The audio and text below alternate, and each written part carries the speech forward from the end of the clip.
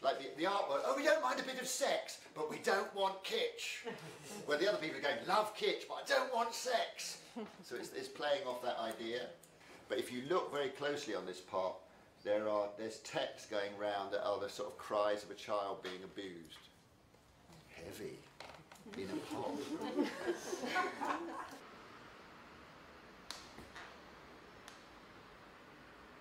Pot like that. And this is a pot called Jane Austen in E17. These are all digital transfers, a lot of the imagery, which are either photographs I've taken myself or kind of reverse pilgrimage. It's his kind of Pope-mobile. Man likes to wear dresses. I always go into the men's toilet. I mean, when I won the Turner Prize in 2003, the first thing the journalist asked me was, are you a serious artist or are you a lovable character? And it was interesting that they had a divide between those two things. Because I don't think I'm the first artist in the world to be funny or to dress up. But they saw those things as exclusive or something. And I thought, that's interesting, I can play with this. And whenever anybody throws me out a little unconscious insult like that, I always roll with it. And so I've always thought, okay, we're going to make them, you know, deal with that. I'm both, and you've got to deal with it.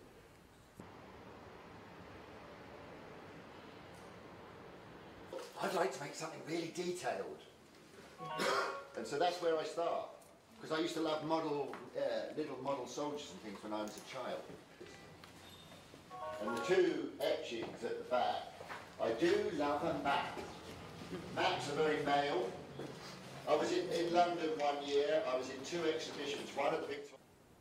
Often I think, you know, as someone who comes from a working class background, I'm very kind of passionate about giving access to complex, enjoyable culture that isn't ring-fenced by the kind of old ideas about what high art is and what's good.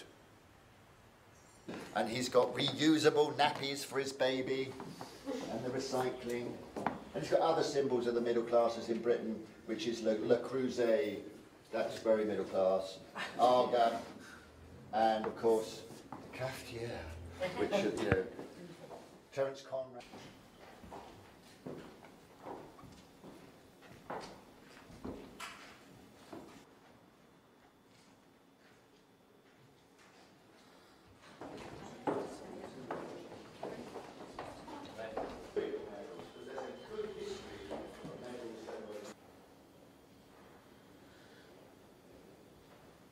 You know, it's very easy to talk about masculinity when you're talking about a man in a van with muscles and tattoos shouting at a woman in the street. That's easy to point that out. But talking where it exists in the boardroom or in politics, and the very educated, the very sophisticated man in a suit, you know, who doesn't even think that masculinity is anything to do with him. But of course he's steeped in it. History is steeped in it.